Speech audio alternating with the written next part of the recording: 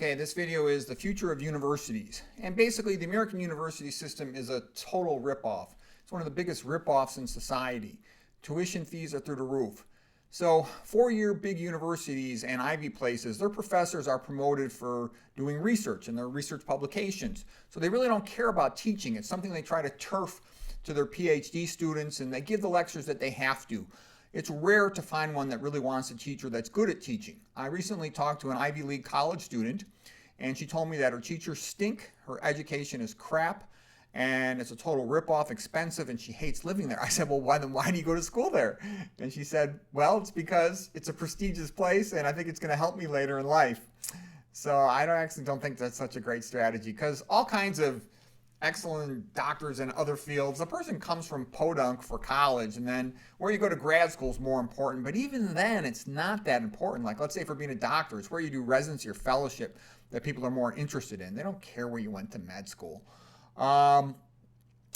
Basically these expensive colleges, they cost tons of money, and that's money that you then don't have for grad school.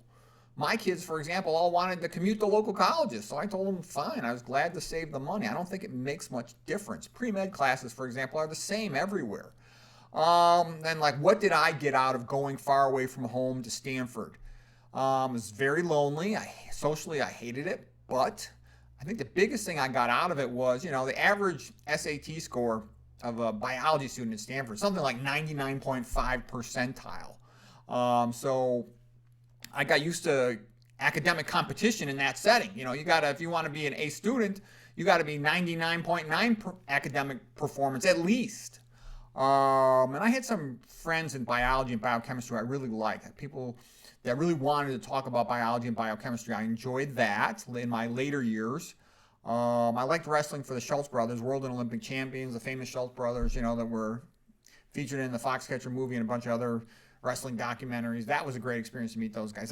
They shaped my worldview. I sort of patterned myself after them for a lot of things. And what I saw is these great achievers, like the best in the world, they're very Spartan. They just pick a few things that they care about, wrestling, okay, and what's related to wrestling. And all their energy is focused on that. It's like this great quote I had heard. Resources are the enemy of creativity, in the sense that what a lot of times a person needs to do is focus all their energy on something. Like Goethe had said, concentrate your powers. That's a secret of becoming great at something. You have to be intensely focused. To learn a complex topic, you have to love it. So that's another great secret of academic performance. It's not IQ so much. Lots of people got high IQs. I talk to high IQ doctors every day. Most of them don't have that much curiosity, so they don't really learn that much outside of the kind of like things I'm interested in, pathophysiology, nutrition, toxicology, etc. It's the curiosity that gets you to read. And have conversations about stuff. All this money we put into universities, what good is it? I mean, we really get very little back from American universities. They're not trying to help the public. They're trying to win the lottery, come up with the next drug. That's big money. That's grant money. And it's kind of crazy. The whole paradigm revolves around, can you make a profitable drug? But what actually causes all these diseases is primarily nutrition and toxicology, stress, and there's no money hardly that goes into studying those things. Most teaching in the big schools, like I said, the teachers are so bad that to replace them with online videos would be not a big deal. There's like Wondrium, the teaching courses, the greatcourse.com, they've got a lot of online videos. Most of their teachers also stink. There's this tendency towards leftism, and leftism sort of stinks at everything. It's almost by definition. When the goal is this emotional stuff, then the quality of the knowledge is crappy, and it's atheistic, which creates crap science. So who will pay for an expensive in-person school when you get the same thing online?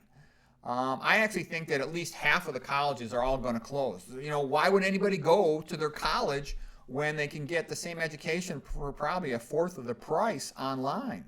I actually would have liked my kids to go online, unless they had some great professor who they wanted to study with. I would say then take it online and just save money, and you'll have money for other things later on.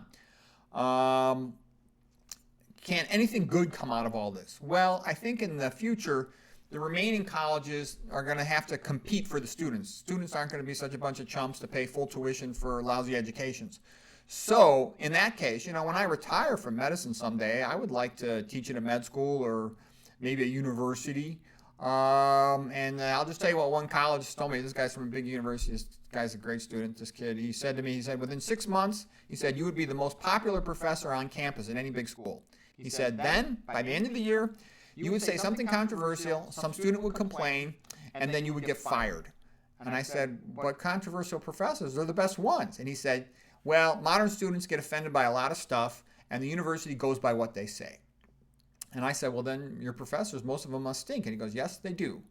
And that kind of reminded me, too. I went to a public school for 7th grade, and there was tons of bad behavior, tons of it. Lots of drugs, girls getting pregnant, fights, all kinds of bad behavior.